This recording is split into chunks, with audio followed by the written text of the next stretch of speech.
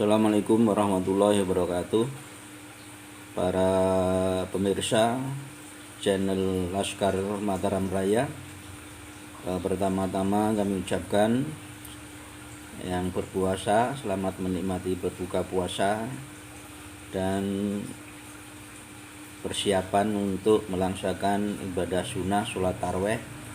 Mudah-mudahan puasa kita pada kesempatan ini memperoleh apa yang dijanjikan oleh Allah bagi kita semua, yaitu menjadi hamba-hamba yang muttaqin. Hamba yang muttaqin adalah hamba yang mempunyai derajat tertinggi di hadapan Allah Subhanahu wa taala, dan dengan derajat itu rahmat Allah yang tertinggi pula akan diberikan kepada hamba yang bertakwa tersebut. Para netizen yang kami hormati, kami sayangi, sedikit saya akan cerita perjalanan kami beberapa hari ini dalam rangka tur dakwah kami ke wilayah Jawa Timur, khususnya daerah Madura dan Jember.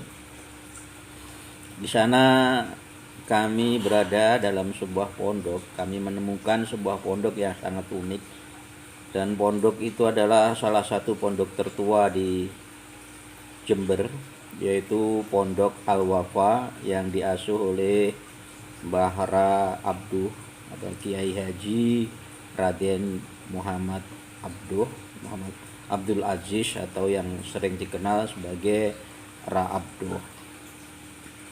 Beliau itu salah satu kiai yang unik. Kenapa unik?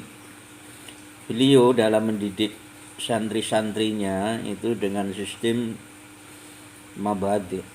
Artinya di dalam mabadi itu kan ada soal jawab. Artinya saat kiai itu memberi pertanyaan kepada para santrinya, itu bukan berarti kiai itu tidak mengerti, tapi kiai hanya ingin memancing pola pikir daripada santri-santrinya dengan model dialog tersebut.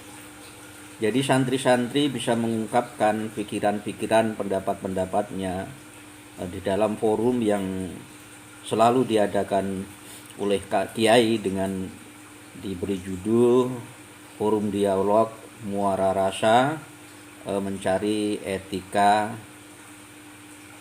dalam Pencarian Etika Moral. Karena memang diakui atau tidak, saat ini degradasi moral bagi anak-anak negeri ini benar-benar sangat memprihatinkan. Rasa itu sudah hilang dari setiap hati anak-anak negeri ini. Bahkan bukan cuma anak-anaknya saja, bahkan keseluruhan hampir dari umat sekarang ini nuraninya sangat-sangat terdegradasi. Sehingga yang lebih diunggulkan adalah akal, pikiran, dan sedikit sekali memperhatikan tentang rasa atau nurani ini. Maka di pondok inilah mencoba sang kiai untuk menghidupkan nurani daripada santri-santrinya. Dan kesempatan kami hadir di sana dalam sebuah forum, yaitu forum dialog antar ideologi. Ini sangat-sangat menarik.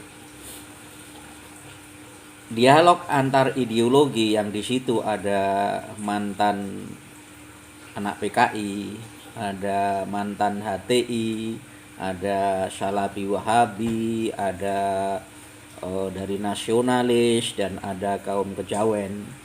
Dalam forum itu sama-sama diberi kesempatan untuk mengutarakan pemikiran-pemikirannya dengan satu titik temu adalah dalam nuansa muara rasa. Artinya dengan standar yang disepakati bersama, yaitu standar etika dan moral. Tidak ada lagi dalam pembicaraan itu mengenai standar politik. Jadi tujuannya adalah standar muara rasa mencari etika dan moral, atau Singkatnya, semua perbedaan yang ada di dalam ideologi-ideologi itu mungkin perlu adanya suatu perubahan paradigma pemikiran bagi para ideologis itu, supaya apa? Supaya kembali kepada titik muara rasa atau titik sentral kebaikan atau sentral nurani. Kalau membicarakan semua dibingkai dalam sentral muara rasa kebaikan, maka rasa-rasanya ideologi-ideologi itu tidak terasa benturan di antara sesama penganut ideologi. Tapi karena semua bermuara kepada pencarian nilai-nilai kebaikan didasari oleh etika muara rasa.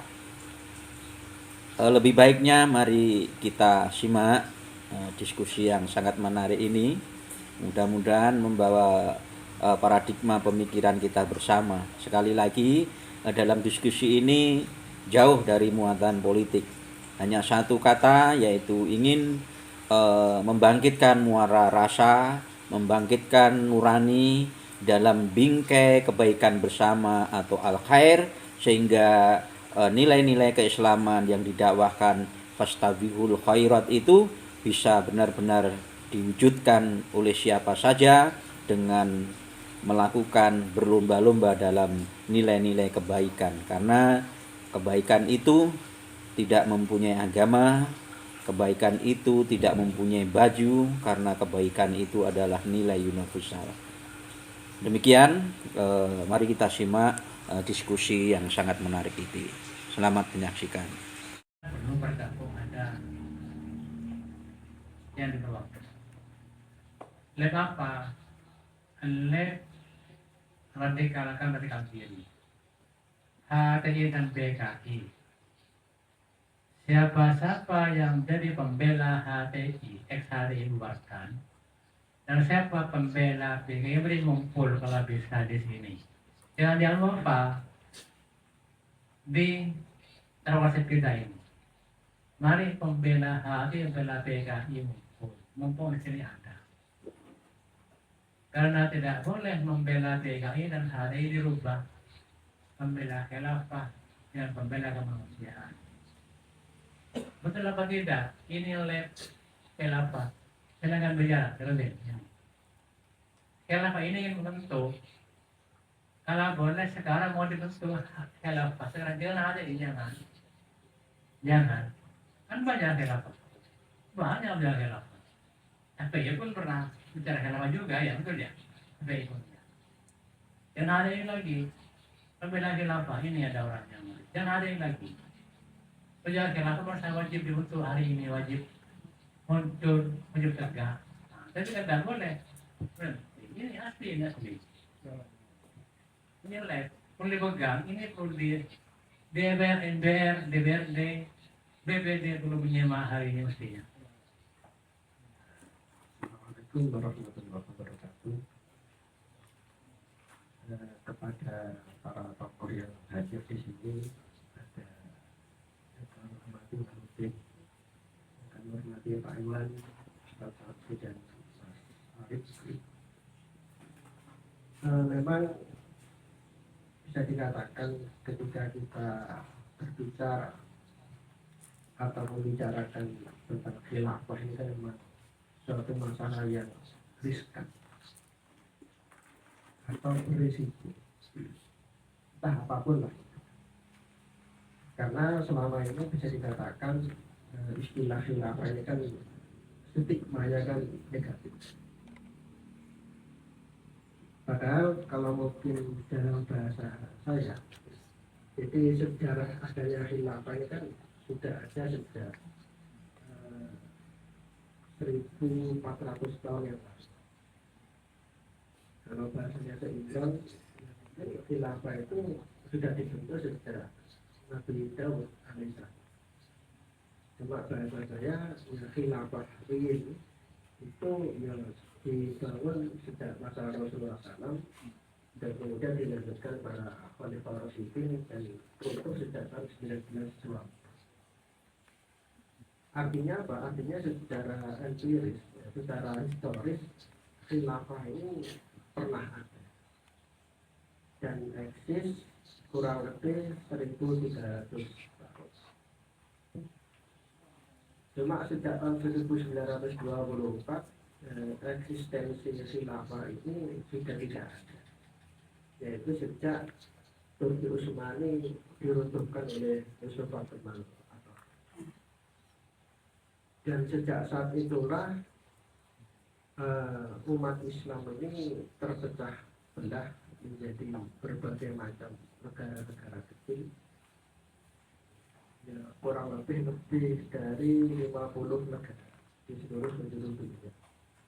Padahal pada masa kekhilafan itu menjadi satu negara dengan satu kepemimpinan, satu sistem dengan satu kepemimpinan. Dan sejak saat itulah di berbagai macam peristiwa yang menyakitkan, jadi mulai dari masuknya Zionis Yahudi ke Palestina, kemudian perang di mana-mana, itu kan sejak turunnya kekhilafan. Sehingga berangkat dari fakta itu, maka adanya khilafah ini adalah merupakan suatu kebutuhan dan keharusan. Kebutuhan karena apa? Karena memang dengan sistem yang ada sekarang, ketika dunia ini dikuasai oleh para global, bukan kemakmuran, bukan kesejahteraan yang kita rasakan, tapi justru ketidakadilan dalam segala aspek kehidupan.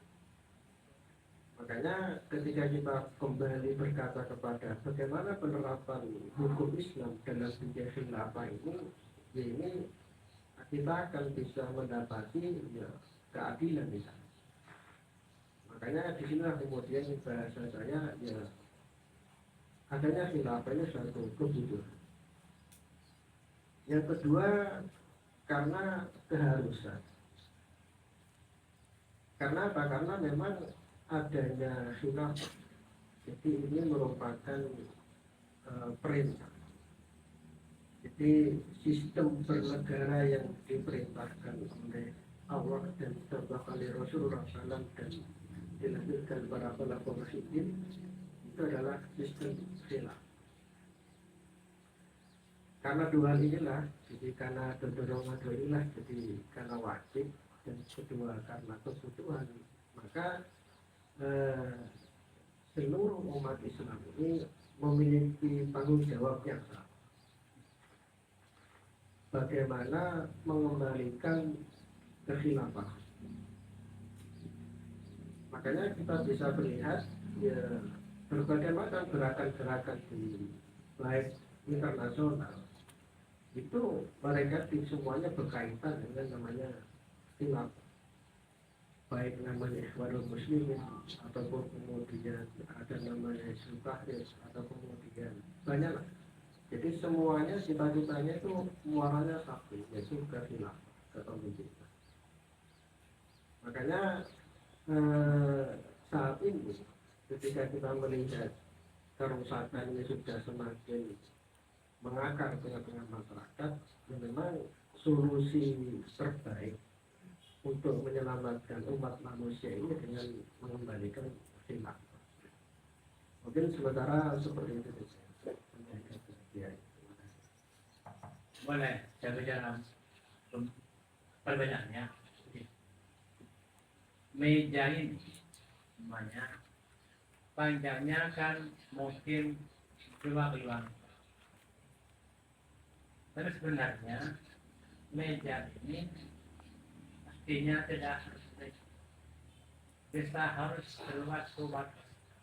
Mbak, ini benda sama ini. Bagaimana warganya? Sana warga. Contoh. Ayo, ada ini satu. Khilafah wajib tegakkan kapan? Kalau menurut saya mudah-mudahan beliau dibentuk halaqah tadi mencari syekh dan beliau berangkat dari Quran dan Sunnah. Yang saya nunggu setelah Dajjal akhirnya penyekap dan harus yang berangkat dari Quran, yang berangkat dari masalah tahu. Jadi kalau menurut saya tidak bisa akan berdiri kalau hancur negara negara modal itu bentuk kan wajib. Ini kan tidak ada hasil. Ini siap jalan caranya, betul ya? Kenapa hadir di sini mengapa? Bukan hadir kan? Ya di sini ada kata-kata, ada rasa ya. Apa namanya pembahasan rasa? Bukan kesepakatan tapi merasakan orang lain. Jadi bukan saya merasakan, tapi menyikapi yang hadir kan mesti ada makna. Apa namanya? Ini perasaan langsung, ini bukan dibuat-buat. Bedanya di sini kan tadi moral. Katanya nanti ini soalnya sama. Ini kenapa saya kiai. Biar ada yang tahu, sobat tertipu, nanti kira main mata. Lem antara berbeda. Begini, kalau menurut saya, kalau yang asli hanya di sini Hasan dan Husain. Sebenarnya Maria asli itu. Mohon maaf. Jadi kalau Osmani ini tiga namanya itu beliau. Osmani beliau sebagai laki dinasti. Jadi kalau dimunculkan nanti jadi Muhammad lagi sebagai apa? Menurut saya. Tapi kalau dimundurkan nanti ini, yang asli yang dulu, ya. Jadi kalau dia menegakkan jalan Osmani, boleh. Hampir. Yang di sini, yang dulu, adalah Husain Hasan, bukan Osmani, kan beda. Ya bukan janjian yang beda memang. Kalau mengapa bisa hadir? Itu dia main mata, marilah. Bukan main mata ini, dari benturan dulu sebelumnya. Jadi memang untuk mengembalikan khilafah ini kan bukan kewajiban kelompok, tapi adalah kewajiban semua kaum muslimin. Wabil khusus yang kaum muslimin yang mereka itu memiliki potensi. Misalkan dari kalangan ulama, dari kalangan politisi, ya pemerintahan dan sebagainya. Jadi memang orang-orang yang memiliki potensi untuk menegakkan khilafah. Dan yang kedua ini memang orang biasa, ya seperti saya orang biasa, jadi tidak punya potensi apapun. Nah, sedangkan posisi beliau ini sebagai pengasuh pesantren ini potensi keulamaan beliau inilah yang kemudian saya membaca ada potensi dan nah ketika konflik HTI dan Banser tahun 2012 yang di dalamnya melibatkan alumni dan sebagian dosen. Memang sebelumnya saya belum tahu beliau, kenal tidak, cuma nama saja. Nah ketika 2014 ketemu dengan beliau, memang ada perbedaan antara beliau itu dengan para tokoh ulama yang lain itu berbeda. Bedanya di mana? Jadi memang pertama itu beliau itu ideologis. Ya artinya beliau konsisten dengan ideologi yang beliau yakini, yaitu tradisi berguru tadi. Yang kedua, ada metode dan cara yang ini tidak pernah saya ketemukan ketika interaksi dengan para ulama yang lain.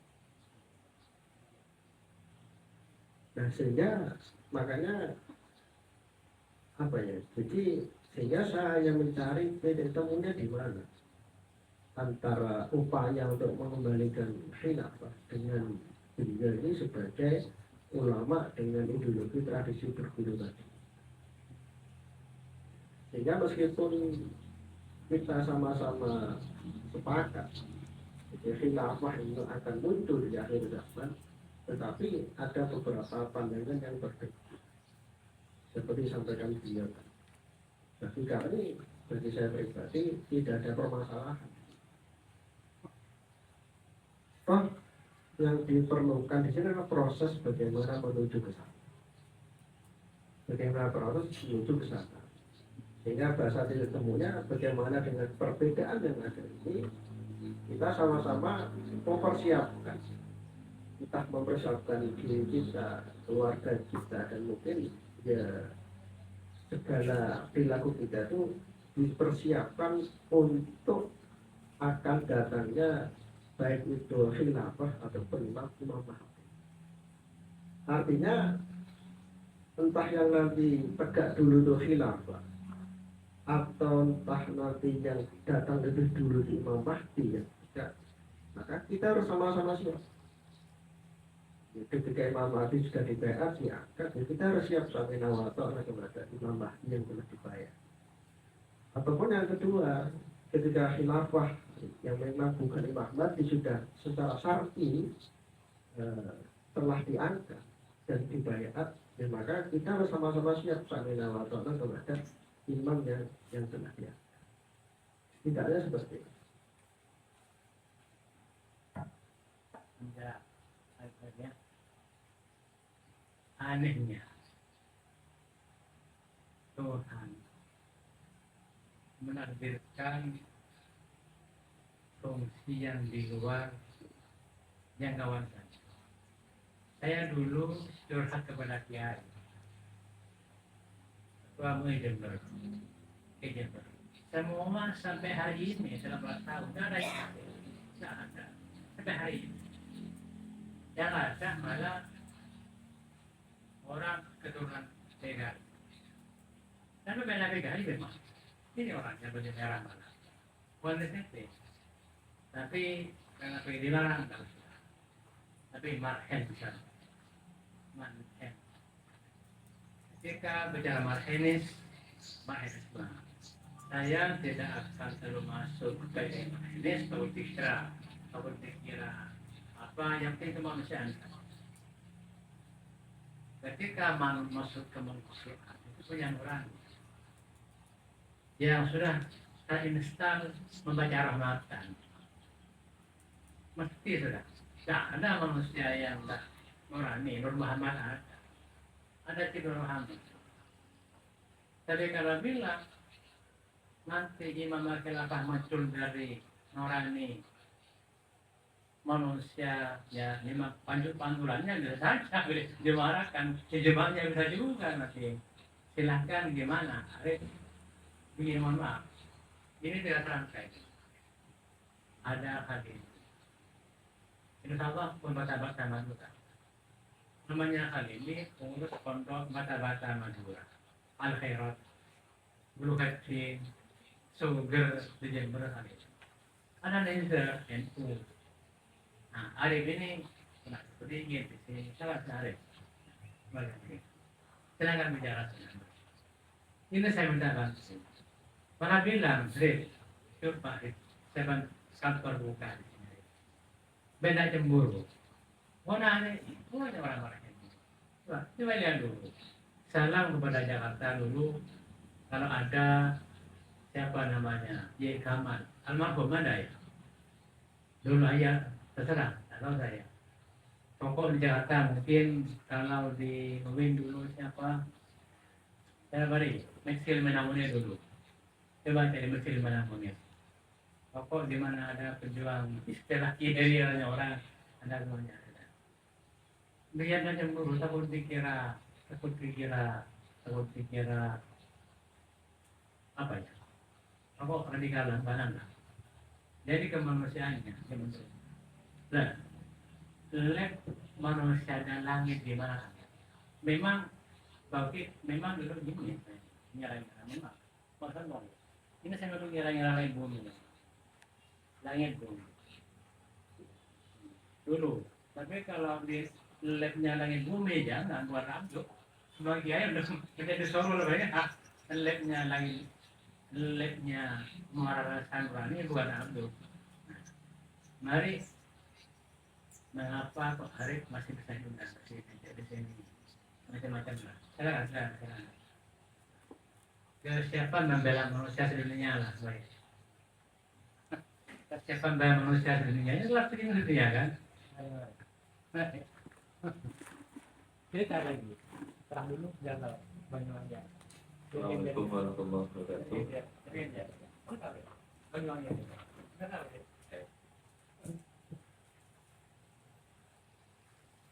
Mungkin sudah tidak asing ya dengan saya, tapi mungkin ini tetap hanya saya tidak sering ya untuk live stream. Salam kenal bagi yang belum kenal. Oh, El Warrior. Ya, yang tidak El Warrior saya hanya lihat live streamingnya, cuma cepat dari founder. Baik. Saya singkat saja bahwa yang disampaikan oleh Kiai tadi memang kebetulan dulu itu Kiai Abdul umum saya ketemu teman karena satu kampus dengan saya yang ternyata juga alumni dari Al-Safa namanya Ahmad Baidowi. Dari sana karena sudah saling menyebut, saya juga akan tambahi dari Baidowi itu Baidowi menuju pada Holili, Muhammad Holili Trigustian, itu alumni dari Kalisat Bagasan. Jadi yang tahu Kebasuni Bagon, hari ini tahu. Baidowi. Jadi bukan sengaja, bukan disekeng, bukan. Memang kebetulan. Itu pun dikira mata bukan, memang kebetulan. Silahkan. Dari sana karena Holili itu satu kampus dengan saya dan juga satu organisasi latar belakang sama. Dari Holili ke saya mengajak namanya teman Muhammad Rizal. Sekarang jadi dokter gigi yang koordinasi Aceh. Nah kebetulan kami bertiga, saya Arif, nama lengkap Mabalum Arif, Muhammad Holili Trigustian, sama Muhammad Rizal itu ada di bawah naungan organisasi mahasiswa yang sama, yaitu Komite Sentral Gerakan Mahasiswa Nasional GMS atau yang dikenal dengan KS GMS. Namun teman saya yang Holili ini dia sekarang jadi ustadz, bahkan live kalau sore itu di acara radio. Jadi ustadz, bahkan Holili juga sekarang bagian dari MUI, juga menjadi lembaga dakwah juga. Ya di Jember. Jadi kami walaupun kami sama backgroundnya Komite Sentral, tapi tiga yang disebut tadi ada di sana. Untuk saya sendiri, profesi saya sebagai praktisi hukum advokat. Kalau Nisa dokter gigi.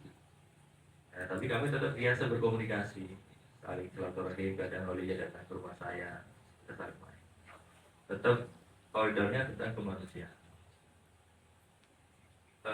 Bagi kami bertiga itu prinsipnya berupaya untuk tidak ada penindasan. Tapi kami bergerak di dunia yang berbeda.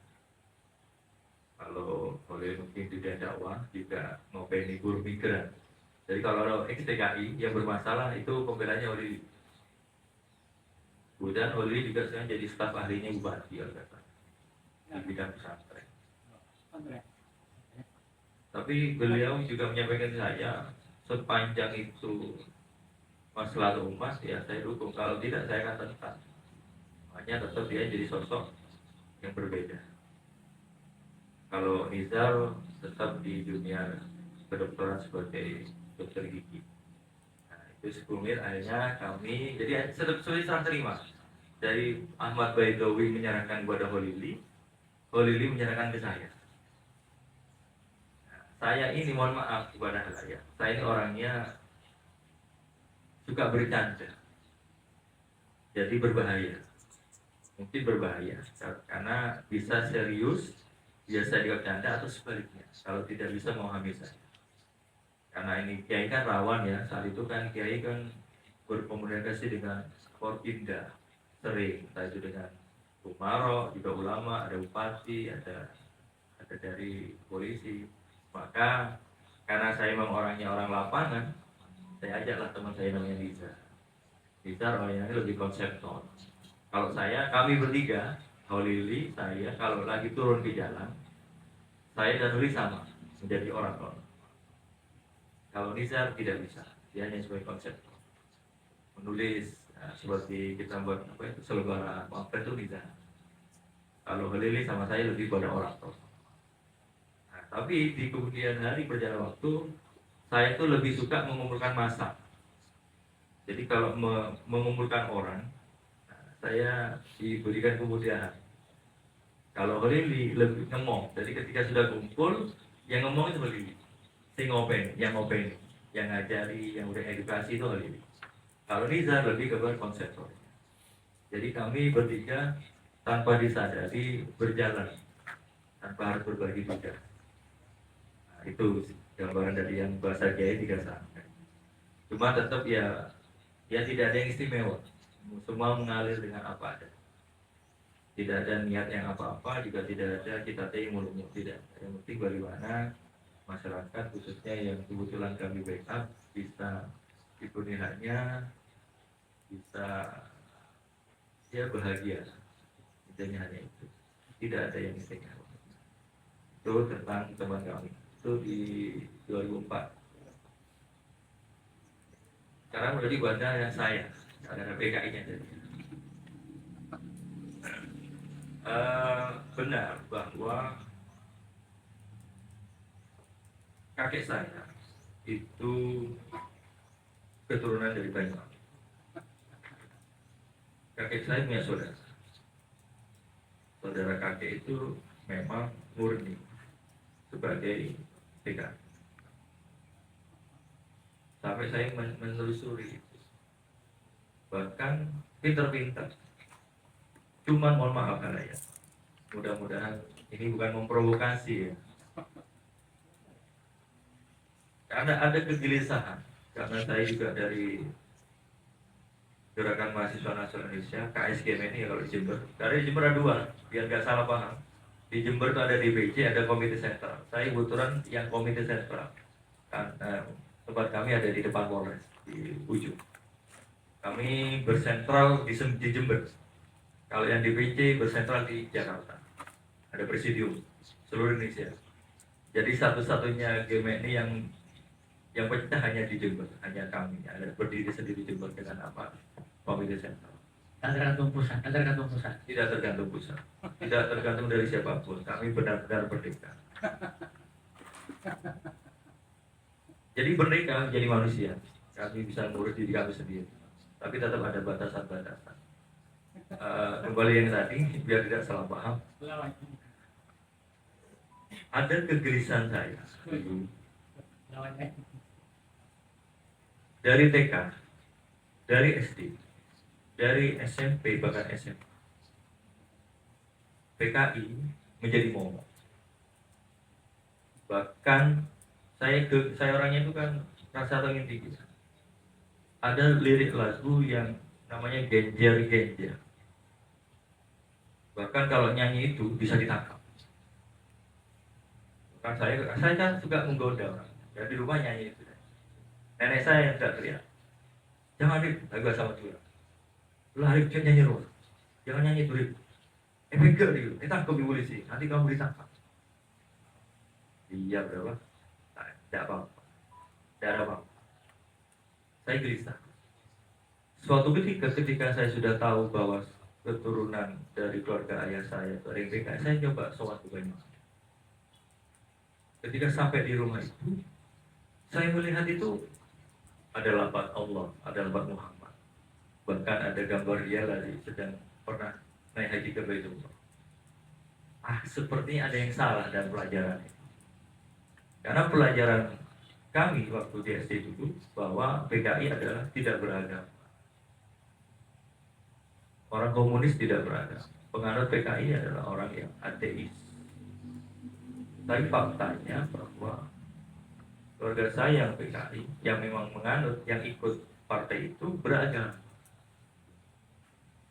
Berarti ada yang salah dulu, yang sekarang jadi stigma. Dan saya mungkin kita dan semua adalah bagian dari korban. Dan itu sampai sekarang melekat. PKI ateis. Padahal ketika saya mencoba untuk ketika saya kuliah, saya belajar. Ternyata PKI itu kan bukan sebuah agama, tapi kan ide, ideologi, tataran ide. Cuman namanya di negara kita itu ada politik. Nah, politik ini yang rawan.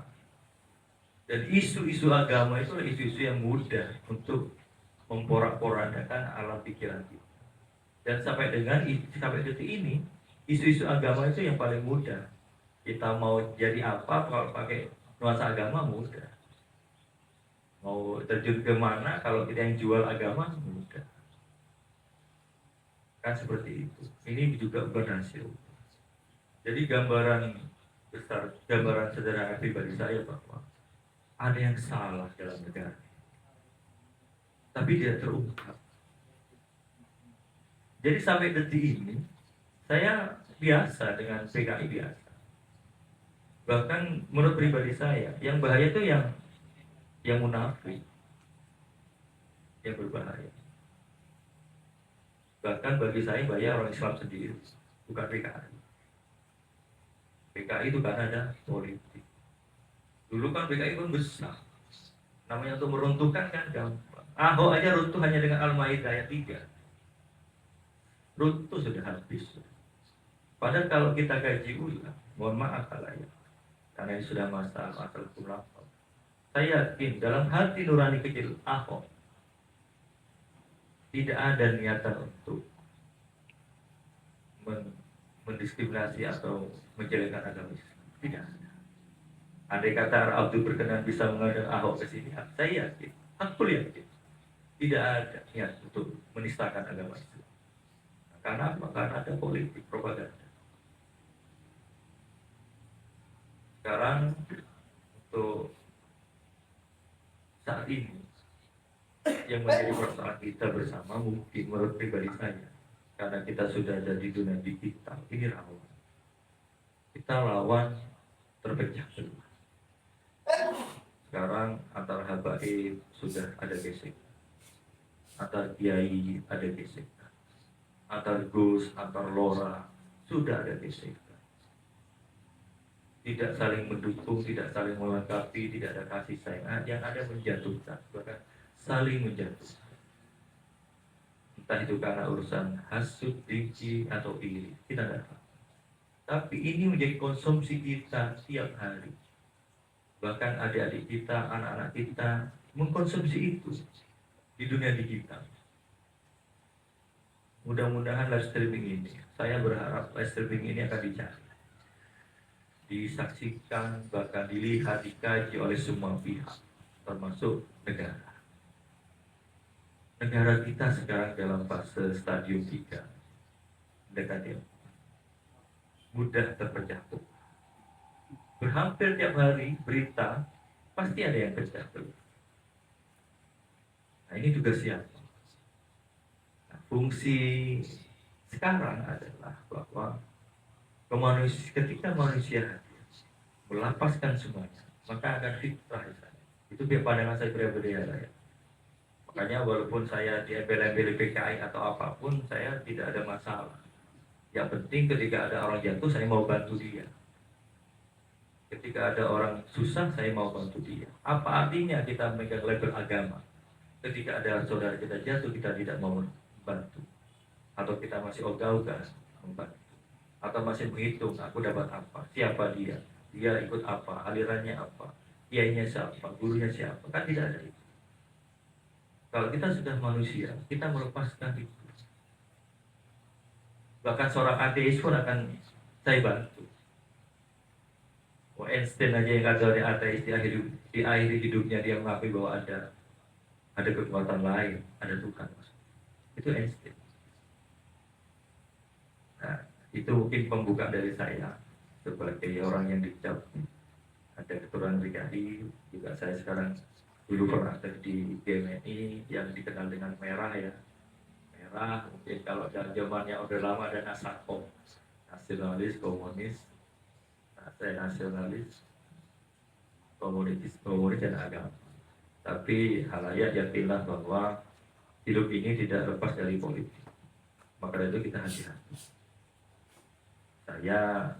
Nama saya Arif, saya welcome ketika untuk kali sudah live ya. Mungkin ada yang mau apa dengan diskusi atau apapun silahkan, tidak ada masalah. Prinsipnya kita lebih mendepan pada hati nurani manusia. Saya yakin kalau kita mendepan itu, saya Khairuddin atau siapapun dengan aliran apapun, bahkan yang mohon maaf ya, saya mau menggambarkan ada ustadz yang pernah datang dengan ilmu yang gaib, ya mungkin akan nyambung karena manusianya. Kalau masalah ilmu atau apa yang kan pribadi masing-masing. Ustadz Habsi punya apa saya tidak tahu. Kiai juga punya apa, bapak kiai semuanya punya. Tapi ketika kita ngomong fitrahnya manusia hilang, dan ini pasti akan terjadi. Maka dari itu mungkin di forum yang ini saya mengajak ya kepada teman-teman saya yang ada di sini siapapun, ayo belajar untuk menjatuhkan diri kita, untuk melepaskan ego kita, karena di atas langit masih ada langit. Karena kita sebenarnya tidak ada apa-apa dan tidak bisa berbuat apa-apa. Itu dari saya supaya kita enak. Karena saya meyakini bahwa juga tidak sedikit yang tidak suka forum ini. Bahkan yang mengharapkan forum ini segera berhenti atau dibubarkan kalau perlu. Bisa jadi ke arah sana. Karena yang tadi ada politik. Misalkan hati-hati, rawan itu.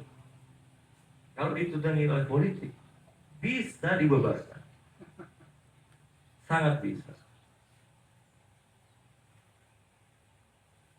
Makanya kita rindu kepada ulama yang benar-benar ulama, umara yang betul-betul umara. Dulu di saat 2006 sama Kiai kita sudah mencoba untuk mengkawinkan, mencoba untuk membayangkan indahnya hubungan ulama sama umara. Tapi ternyata digagalkan. Sampai Kiai itu membagi dua ulama kategori, ada ulama struktural, ada ulama yang non struktural. Kebetulan yang di sini kan tradisi berguru, maka bisa dikatakan mungkin ke yang ulama non struktural mencoba ke MUI, tapi juga sampai dulu bertanya, terus fungsi MUI itu apa? Majelis Ulama Indonesia, fungsinya kan bisa mewadahi, mengayomi ulama yang khususnya ada di Jepang. Tapi faktanya yang sering di live Twitter itu kan suatu hal yang memprihatinkan. Ada santri dipukul oleh seorang ulama. Ini kan fakta. Ya itu pembukaan dari saya.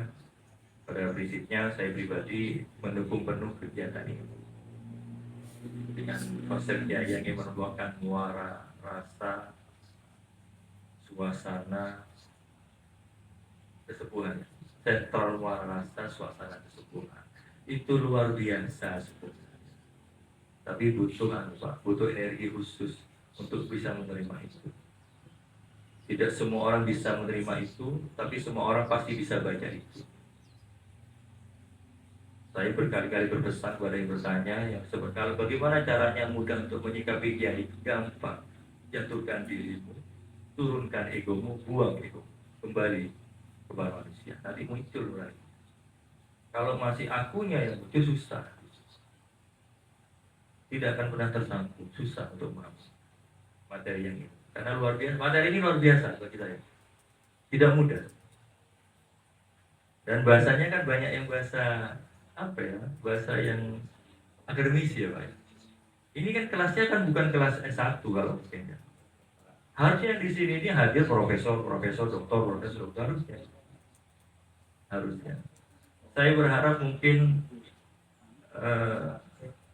ada ulama harismatik yang hadir ingin mengkaji lah seperti apa yang dikenal Gus Wahab atau UAS atau UA kalau ada bisa serang saya kan luar biasa. Biar Cangkolang, ini hanya ide usul saya. Biar kita lebih kompleks ya.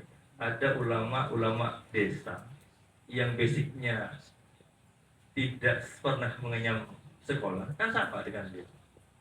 Tapi pengaruhnya luar biasa. Mungkin itu bisa mewarnai di standar pencarian etika dan akhlak ini, karena apa ya, menjadi radiator. Ya ini ada Cangkolang, ini usul. Mungkin suatu ketika bisa diskusi dengan beliau terkait air sama. Karena kalau beliau kan, kalau kita menghadirkan orang-orang yang sudah dikenal kan menjadi filter. Artinya kan kalau di sini langsung melejit kan ke Sehimron. Sehimron tidak begitu dikenal di Indonesia, tapi bagus di dunia. Tapi ketika kita kawinkan nanti dengan ulama-ulama yang skala nasional yang bisa diterima oleh semua kalangan, kan menjadi bagus. Itu hanya sikap masukan sini. Itu paparan dari saya. Itu berusaha. Mungkin caranya nanti adanya. Ya harus per Kitab ini ada masalah. Ini. Jadi standar kitabnya, gurunya cari masalah. Gimana cara menjadi draft ini? Caranya kita. Karena itu bagus ya. Karena beliau kan kalau misalnya layak publik ya, ulama yang bisa menjawab semua, hampir bisa menjawab perkara melalui kitab. Apalagi kan sama-sama basic pesantren sama. Jadi kan basicnya beliau kan sama kan. Ini juga dikenal sama. Ini hanya masukan, hanya sama supaya hasanah silaturahmi ini lebih ada gregetnya gitu. Karena kita sudah kemana-mana kan nanggung gitu, terlanjur basah mandi sekali. Sehingga nanti kiai ini kan juga, mohon maaf, ini juga bagian dari preventif kiai, bahwa oh ternyata al-wafa semuanya ada, tidak sevisi tumpah. Ini sebenarnya strategi politik. Apa yang saya sampaikan ini juga bagian dari strategi politik sebenarnya. Tapi kan politik kan yang baik, ada yang bagus, tahu ini kan menambah kekuatan kita untuk menghadapi air zam. Mungkin kalau misalkan kiai yang menyampaikan susah ya dengan bahasa kiai. Tapi ketika misalkan Gus Baha bisa berdiskusi dengan kita dan Gus Baha yang menyampaikan, mungkin lebih diterima. Kan ini hanya cara, metodenya kan hanya cara. Kan hasil itu menentukan. Cuma kalau kiai kan kesulitan rasanya. Tapi ketika kita mencoba sebagai kiai minta bantuan Pak Iwan, kan ini bagian dari metode itu bisa menyambungkan apa yang maksudnya. Seperti Romo Kiai kan hadir, ini mungkin juga menyambungkan. Paling tidak nanti ketika pulang ke daerah Palembang, pulang ke Jawa Barat, pulang ke Jogja. Aslinya harapan saya ini termasuk tim mediator. Tapi begini, dalam angkat ke timnya saya tidak bisa. Hanya bukan anak buah saya. Kalau bilang guru saya mungkin belum tidak terima. Padahal yang ngajari siapapun gurunya pada. Walaupun muaranya nanti tidak sembuh. Alhamdulillah. Jadi begini, masukan dari para saya kira semua bisa tidak tinggal masuk ke Muhammad dan Gus ini. Jadi kalau boleh sedunia mohon bagaimana teman ambil ini bisa diterima oleh Pon Papa Gusti Gus dan Muhammad Banyuwangi. Apa ini akan menjadi solusi dunia? Saya tidak bisa mengatakan ini untuk dunia. Cuman kebodohan ketika ada itu namanya sampai di Palestina, namanya Ulali, Kirfi, Jabal Husat, asing lagi dipanggil. Di Muhammad, tidak sedang Arab, asing lagi di Muhammad. Iya, Mekah Madinah. Yang diminta sekarang tim dari Muhammad siapa? Jadi kepada warga Madura siapapun kalau boleh, ini mohon bantuan ini. siapa yang sanggup memediasi saya dengan beliau ketiga, saya sangat terima kasih. Pertama, saya rasa Muhammad Rafi Bani. Nomor dua, Kiai Hanifi Ahmad Jendawa Cakri, jaga Allah. Tiga ini saya mohon ada mediator, tim mediator. Kalau saya, harapan saya dari sini minimal 20 orang dari saya. Disebut ya, disebut. Pertama, mohon maaf, yang dari meja sini ada Aywan, Maukid, Samsi, Gigai. Lainnya mungkin ada Haryanto, ada Mas Taufik. Ya, kalau bisa ya RT juga. 7 sudah, 7. Dan dari itu mungkin ada yang nanti Pak Herman, Pak Agung, Pak Pancasila, agar limanya disatri. Fakri, Taufik, Mahmud, Saiful, Irfan, Lutfi, siapalah 5 lagi santri. Jadi sementara ini mungkin tim mediator dari saya. Materinya apa? Insya Allah materi akan disebar nanti malam. Jadi mediasi untuk Ki Muhammad Pesantren ini akan disebar nanti malam. Sebanyak 28 halaman, tapi isinya satu, tetap antara semasi dengan mediasi itu. Antara semasi dan mediasi. Yang semasi yang bawah, yang mediasi ke atas. Itu jelas. Jadi bahasa apa bisa mandang Menko yang tiga, Polhukam, Menko Politik, Menko Ekonomi, apa bisa mandang? Bukan tidak bisa, apa perlu tahu lah. Biar tahu negara ini. Nah, tahu negara ini apa memang pola rasanya ya. Antara yang repot dia ada masuk yang kalah, ini aja sebenarnya. Ada beda.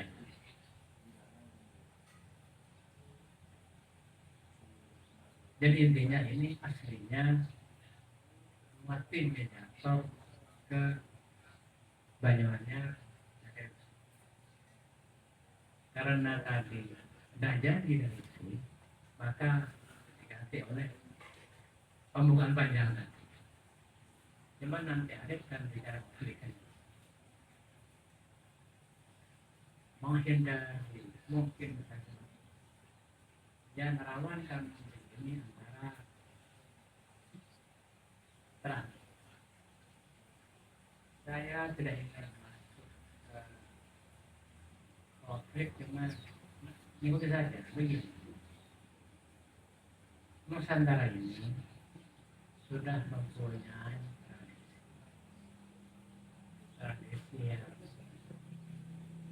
mungkin ya harus menganggap paling baik. Kalau dari lainnya terserah, cuma karena memang dari kita untuk bangsa dunia luar biasa. Bahkan mungkin bisa di dunia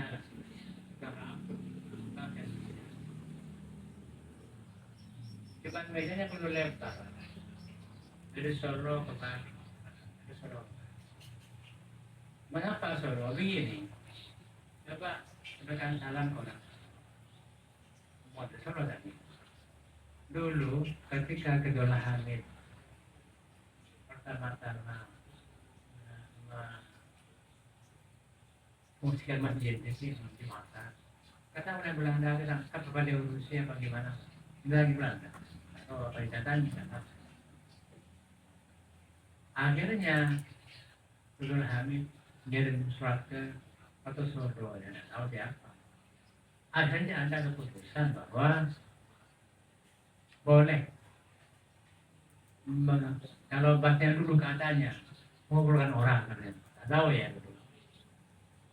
Akhirnya Pak Saira Saira, abahnya Abah Nafisah, Imam Subri. Pak Saira, tahu nih ya? Tahu nih? Tahu nih? Tidak tahu. Pak Saira itu adanya aneh. Aneh. Saking sepuhnya, memang bukan ya. Tukang kapan sampai? Mohon. Sebagian bukan mu'allam ya, tapi baru lah. Baru saja. Maaf ya. Yang Abdullah itu adanya marahnya Tuhan. Tapi karena memang resmi, lalu ya Tuhan. Tapi meninggalnya tahun 70 lebih. Meninggal. Tidak tahu, mungkin ada duplikat di Solo. Jadi meja belum panjang. Jadi kalau tindakan pengguna kesepuh hanya dalam tempurung nggak setuju. Sudah nasional dulu. Di masa dulu ke Solo kirim surat kan jauh dulu, masih belum ada telepon kan ya nanti. Di sinilah saya menduga Idul Hamid apa kemas ini lagi bijak. Bukan saya sama tidak. Nah, sekarang kebetulan ada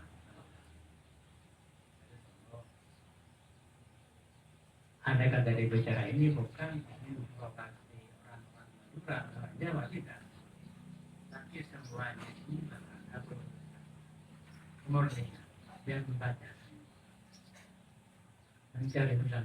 Mohon maaf, ada tadi bicara saya asmatik, mungkin saya mau tua dan mau mati sudah. Jangan andalkan. Ayo, jangan saya mau mati sudah. Berkonsep aja digunakan. Kan di kamar. Mungkin apa yang disampaikan mungkin apa yang disampaikan di dalam suasana kita apa yang rasanya mau disampaikan bersama dan ini suasana tak disangka waktu yang lalu make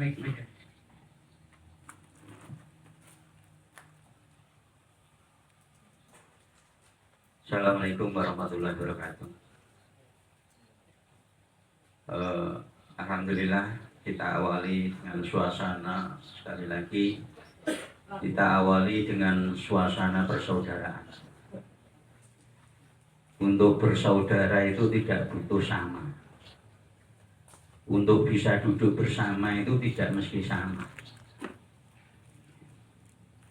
Ada hal-hal yang kadang-kadang kita mengabaikan hal ini. Sebenarnya kalau persaudaraan itu asal ada etika dan niat itu sangat banyak titik-titik yang bisa mempertemukan. Tapi yang jadi permasalahan, adakah komitmen di antara kita itu untuk itu? Karena ya seperti yang dikatakan tadi, kita itu sulit sekali untuk meninggalkan akunya itu. Orang yang itu kalau bicara saja sering nyebut aku, saya, abdi, ulun, dan lain. Ya itu menandakan bahwa memang untuk meletakkan aku itu sesuatu yang sangat sulit. Karena itu sangat sulit, ya kalau dalam kaidah fikih itu la yudrakukulu malah yudrakukul, ya jangan ditinggalkan, apalagi kamu diam. Sebisa dan semampunya kita tetap ikhtiar untuk mempertemukan hal itu. Tadi saya awal dari Mbah Yai akan dipertemukan dengan beliau dari Ustaz Herudin ya, dari ATI, dari Marhen, kalau dalam Marhen tanda kutip tapi iya. Kalau nanti disebut itu kan terlalu vulgar. Kalau dari dulu itu saya sudah paham. Apa mungkin ya, apa yang sampean mau sampaikan itu mungkin sudah di otak saya. Karena saya termasuk orang yang welcome, open minded. Sesuatu yang mesti kita pikirkan, apapun yang masuk Indonesia itu akan menjadi ala Indonesia. Jangan dipikir sama, misalnya komunis. Kayak masuk Indonesia ya jangan dipikir komunis seperti komunis yang di sana. Peroncaan rock saja, musik rock itu, begitu masuk Indonesia juga sudah jadi rock. Bossa Nova sudah ini canggihnya orang Indonesia. HTI itu ideologi itu begitu masuk Indonesia ya nggak bisa tidak terwarnai oleh keindonesiaan. Ini hebatnya orang Indonesia. Jadi ini yang perlu disyukuri bahwa orang Indonesia itu untuk mencari titik temu itu terlalu banyak dan terlalu bukan suatu barang yang mustahil untuk mempertemukan sesuatu di Indonesia ini. Baik itu dari segi budaya atau ideologi. Semacam yang tadi Ustadz Khairuddin utarakan. Kalau hanya sebatas pemikiran, ide-ide dan gagasan tentang itu kalau kita tahu ada kan bir, khair dan ihsan. Kalau hanya bicara soal konsep al-khair, kebaikan, ya kita mesti fastabiqul khairat. Tapi kalau dinaikkan dari khair ini jadi politik, nah ini yang sudah bikin rawan lagi, bikin pemikiran yang agak panas. Tapi begitu masih di tataran khair, kebaikan, karena kebaikan itu tidak punya baju, tidak punya agama. Orang maling itu kalau ditanya maling itu baik atau buruk, pasti akan jawab buruk. Orang PKI sekalipun kalau ditanya berbakti sama orang tua itu terus beri sedekah itu baik atau buruk, dia akan berkata baik. Karena nilai kebaikan atau khair, al-khair. Khair itu sifatnya universal, nggak punya baju. Jadi kalau saya berpikir yang kita bisa mempersatukan kita itu adalah al-khair. Atau dalam bahasa simpelnya nilai-nilai kebaikan kemanusiaan atau muara rasa. Itu yang bisa menyatukan perbedaan di antara kita. Tapi kalau itu ditarik ke ranah, digeser ke kanan atau digeser ke kiri, sudah beda lagi, nanti kemeresek. Semacam sampean nyetel radio, frekuensi tepat saat frekuensinya. Begitu geser udah kemeresek. Ada suara-suara yang lain yang sumbang yang masuk ke frekuensi radio kita. Sama ideologi marxis atau sosialis, begitu masuk dalam ranah pembahasan kemanusiaan atau pembahasan konsep-konsep tentang sesuatu kebaikan untuk mencapai kebaikan bersama, itu tidak masalah. Tapi begitu ditarik untuk menjadi sebuah ideologi, lah ini akan menjadi masalah. Sama seperti konsep khilafah itu. Khilafah itu dalam takrifnya saja udah banyak perbedaan menurut versi masing-masing. Dari sini saja sebenarnya secara logika dari takrifnya saja udah perbedaannya banyak sekali. Apalagi nanti untuk menyatukan dalam konteks-konteks yang lain itu akan selalu kesulitan. Tingkat kesulitannya akan lebih tinggi. Dari takrif saja sudah begitu. Takrif itu kan kunci masuk pertama kan. Takrifnya saja udah berbeda-beda. Belum bahas ini khilafah yang mana. Atau khilafah manusia itu memang semuanya khalifah bil arti, atau khalifah yang bagaimana? Apa setiap manusia itu juga khalifah? Ini pembahasan seperti itu pembahasan yang panjang. Kalau hanya sebatas wacana dan pemikiran untuk menuju suatu kebaikan bersama, ayo cari konsep bagaimana supaya kita itu mempunyai konsep yang lebih baik, ini nggak masalah. Tapi begitu ditarik untuk sebuah ideologi, karena apa? Disadari atau tidak, kita sudah hidup di negara. Kita hidup di negara Indonesia itu sesuatu yang tidak bisa dielakkan. Dan sini masalah ideologi itu sudah selesai oleh founding father kita. Yang dikonsepkan justru konsep yang dikonsepkan di negara kita itu semua konsep Wali Songo. Coba kita review ke belakang. Pendiri-pendiri negara, konseptor-konseptor daripada Republik Indonesia itu pasti tokoh-tokoh keagamaan.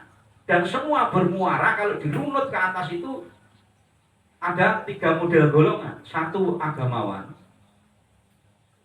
yang kedua budayawan, yang ketiga nasionalis. Semua itu.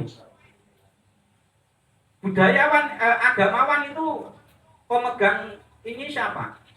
Adalah kalau Islam ya kiai santri atau ustadz dan lain sebagainya. Kalau dalam Buddha mungkin ya pendeta dan lain sebagainya. Terus budayawan. Budayawan itu itu pemegang sektor tentang budayawan itu rata-rata sultan. Karena sultan itu yang berkewajiban menjaga tradisi-tradisi, baik itu tradisi keislaman atau tradisi kebangsaan. Itu berjalan oleh sultan. Semacam sekarang tradisi sekaten, tradisi grebek maulud, tradisi grebek suro, tradisi grebek syawal itu yang memelihara keraton. Masyarakat kadang-kadang sudah abai, tapi karena budayanya adalah tanggung jawab keraton, sultan, maka mau tidak mau sultan harus turun tangan melestarikan hal ini. Semacam saya itu juga bagian daripada keraton. Saya kebetulan pemangku wilayah adat. Dalam masalah ini saya juga mempunyai tanggung jawab moral tentang budaya ini. Yang ketiga nasionalis. Nasionalis itu juga bisa dari beberapa orang kan. Nasionalis itu agamawan juga bisa mempunyai sifat nasionalis. Budayawan juga punya sifat nasionalis. Agamawan itu juga punya sifat nasionalis. Jadi yang paling menang itu sebenarnya agamawan ini bisa berada di poin kedua dan poin ketiga. Bisa berperan sebagai budayawan, bisa berperan sebagai nasionalis. Jadi kalau Pak Ustadz Khairi tadi berbicara dalam konsep pemikiran dan al-khair itu welcome. Kita ini itu fastabikul khairat, bahkan kita senang punya gagasan ide-ide bagaimana negara ini supaya lebih baik ke depan. Itu welcome. Tapi begitu ditarik ranah ideologi, pasti mau tidak mau akan benturan kepada negara, karena negara sudah memutuskan soal ideologi selesai. Untuk itu, bagaimana teman-teman yang memperjuangkan daripada nilai-nilai yang diyakini termasuk nilai marginisme atau nilai sosial, nilai juga kekhalifahan dan lain sebagainya supaya tetap eksis, digeser perjuangan. Macam jenengan siapa Mas? Lupa namanya. Mas Arif. Ini kan mencoba untuk menyesuaikan keadaan kan, menggeser ini perjuangannya kepada perjuangan al-khair. Kebaikan yang tidak beragama dan tidak berbaju ini pasti semua orang akan menerima. Enggak, demikian juga teman-teman yang di HTI. Ini mungkin harus berpikir lagi, sudah pastilah, ini sudah mutlak, mau tidak mau, kalau kekhalifahan ini diangkat pada ranah politik, pasti akan benturan di negara. Ini tidak boleh tidak sesuatu ini tembok yang besar, kecuali dengan revolusi dan pemberontakan, menghancurkan negara dulu, perang sama negara baru ide Anda terlaksana. Tapi bagaimana kekuatan untuk hal itu, benturan dengan negara? Untuk itu, karena itu sesuatu yang mustahil, padahal kita dalam kaidah itu kalau melakukan sesuatu yang tidak mungkin itu ya lebih baik dihindari, digeser pemikirannya, pemaknaannya tentang kekhalifahan. Tetap dalam ranah kekhalifahan, tapi pemaknaannya digeser dalam bentuk ide-ide al-khair, kebaikan yang universal. Ini akan bisa diterima oleh semua orang. Semacam ini tadi yang Mas Arif ini punya, memang latar belakangnya diakui atau tidak sosialis ya, atau marginis atau dan lain sebagainya. Kasarannya itu tadi disebut P dan K dan I itu tadi. Pada orang itu sudah terstigma bahwa PKI itu tidak bertuhan. Tapi faktanya saya sudah lama orang-orang PKI di Indonesia itu berbeda sama yang di sana. Juga la ilaha illallah Muhammadur Rasulullah, banyak kisah-kisah waktu orang-orang ulama-ulama ini perang sama golongan ini, yang mau nembak juga la ilaha illallah, yang disembelih juga la ilaha illallah. Ini kan bingung, akhirnya ya farudhu ilallah wa rasuli. Dan keputusan akhir nanti di putusan yang di sana sama seperti kita menghadapi sikap sebagai orang awam, menghadapi sikapnya Sayyidina Aisyah sama Sayyidina Ali, atau Sayyidina Ali sama Muawiyah. Kita kan sebagai umat tidak bisa menjustis satu dan menjustis yang lain. Tetap kita dalam ranah ijtihad sesuai pemahaman masing-masing. Kalau dalam Ahlus Sunnah wal Jamaah, perbedaan di antara beliau-beliau itu perbedaan ijtihadiyah, bukan perbedaan politik atau didasari atas nafsu.